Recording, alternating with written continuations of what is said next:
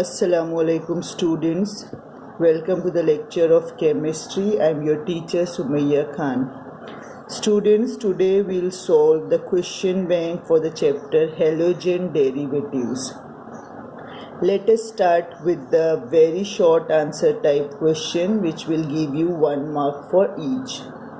Now this chapter is for 5 marks without option and 7 marks with option. Let's solve the first question. The question one is to write the IUPAC name of the given compound.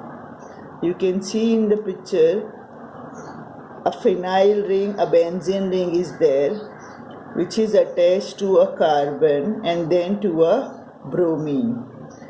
Here at the junction we know that there is methylene group, that is CH2 group.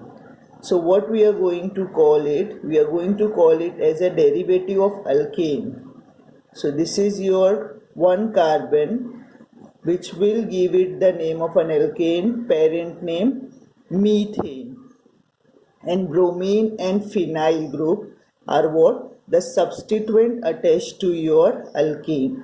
So name of this is bromo phenyl methane. As methane contains only one carbon, there is no need to specify the position of bromo and phenyl group. Obviously they are attached to that one carbon only. So the name is bromo phenyl methane. Next one is to write the major product of the following reaction. A reaction is given where you can see that a cyclic alkene is there to which we are adding HBr. Now whenever we are adding HBr to unsaturated compounds or alkene, we need to follow Markovnikov's rule which we have studied in previous class.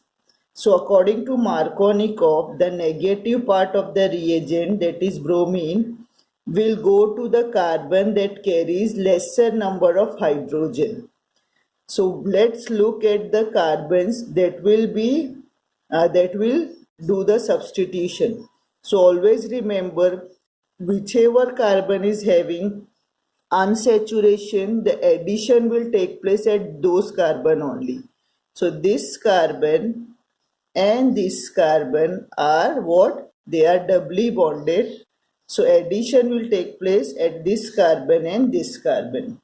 Now let's see to which carbon the H will go and to which carbon Br will go. Now this carbon is attached to another group here, that is CH3. It is attached to one carbon here and it is having double bond with this carbon. So this carbon at this junction is making 4 bonds and it does not have any hydrogen. And this one is having double bond with this carbon and single bond with this carbon. So this is CH. So out of these two carbon, one is C and the other one is CH. So obviously this is the carbon with no hydrogen. Therefore bromine will go to this carbon. Okay. So I will write the major product would be what? It would be, here CH3 was there and Br will also come here. Okay. And hydrogen will go to this carbon and double bond will be removed because addition reaction has taken place. This would be your major product according to Markovnikov's rule. Next question is, write the correct decreasing order of boiling point. Now the correct decreasing order of boiling point, whenever you are asked to write that, now look at the molar masses of the compounds given. Here we have alkyl halides, all alkyl halides. Okay. Now the boiling point mainly depends on the van der Waals forces that keep the molecules together. And those van der Waals forces depends on the molar sizes or molecular masses of the compound. So whichever is having bigger size will have more van der Waals force and greater boiling point. Now in our example we can see that in all 4 names The alkyl group contain only single carbon. Okay. CH, C, C, C. All the four examples contain one alkyl group.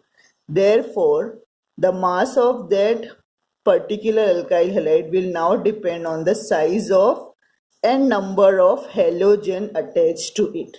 Okay. So in CH3Br, one halogen is here. In CHCl3, 3 halogen, 3 chlorines are there. Out of chlorine and bromine, bromine is bigger in size. Okay, remember it. Then we have CH2Br2 and CHBr3.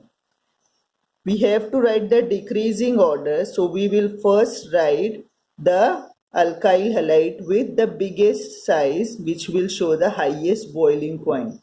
Now here, this CHBr3, that is bromo form, contain 3 bromine. Obviously it is going to have the biggest size and therefore its boiling point would be highest. So it will be CHBr3, then after that it would be CH2Br2, and out of these two, obviously bromine is bigger in size, but if there are 3 chlorine, therefore this molecule will become bigger and will have higher boiling point. And at the last we'll have bromomethane, that is CH3Br. So this is the correct decreasing order of boiling point for the given alkyl halides. Let's see the next question. Write the IUPAC name of the product B in the given reaction. Now a reaction is given, okay, and here A and B, you have to write the name of the product B. So for that you must first write what is the reaction. So let's try to write the reaction. Ethanol, that is alcohol, on treatment with sodium bromide in presence of H2SO4 will do what? Sodium bromide in presence of H2SO4 creates HBr during the reaction. Okay, and it results in the formation of Ca2H5Br, that is alkyl halide, and HBr is H2O is removed as the byproduct. This alkyl halide on treatment with sodium iodide in presence of acetone will undergo halogen exchange reaction and your Br group get replaced by iodine and you will get ethyl iodide as your product. Okay, this reaction is known as Finkelstein reaction. Okay, in Finkelstein reaction, alkyl chloride and alkyl bromide can be converted to alkyl iodide by treating it with sodium iodide in presence of acetone or methanol. Then the next question is, nucleophilic substitution of 2,4-dinitrochlorobenzene is faster than para-nitrochlorobenzene. You have been asked to give the reason. Now look, remember, chlorobenzene or any halo monosubstituted benzenes are quite less reactive towards substitution reaction. The reason is that in case of halogen derivative of arenes, the ring is more stabilized due to the resonance effect. Now when any electron withdrawing group is present at ortho and para position, that less reactivity of that ring can be enhanced, can be lessened by that presence of electron withdrawing group at ortho or para position. So in case of 2,4-dinitrochlorobenzene, the structure I am going to make, this is your chlorobenzene and this is your 2,4-dinitrochlorobenzene. Here you can see that A nitro group, which is an electron withdrawing group, is present at ortho as well as para position. When you compare it with the para nitrochlorobenzene, you will find that an electron withdrawing group is present only at para position. So due to the presence of more electron withdrawing group in case of 2,4-dinitrochlorobenzene, the resonance effect get destabilized and the reaction can easily take place. So presence of electron withdrawing, more number of electron withdrawing group in 2,4-dinitrochlorobenzene makes the substitution easier. Therefore, the reaction of 2,4-dinitrochlorobenzene is faster than the para-nitrochlorobenzene. So you have to just write that the presence of electron withdrawing, more number of electron withdrawing group in case of 2,4 makes it easier for the reaction to take place as compared to only one group in case of para-nitrochlorobenzene. Okay. Now let's see the next one. Name the reagent used to convert alkyl halide to ester. Alkyl halides can be converted into ester by treating it with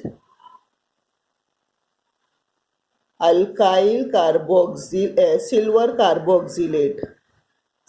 carboxylate, and it will give you ester RCEO R plus AgX. So this is the name, silver carboxylate, name of the reagent. Now write the correct order of increasing ease of dehydrohalogenation. Now look here, 3 alkyl halides are given to you. This is your primary alkyl halide, secondary alkyl halide and tertiary alkyl halide. So you have been given 3 different alkyl halides and the question is which one can be easily undergo dehydrohalogenation more easily.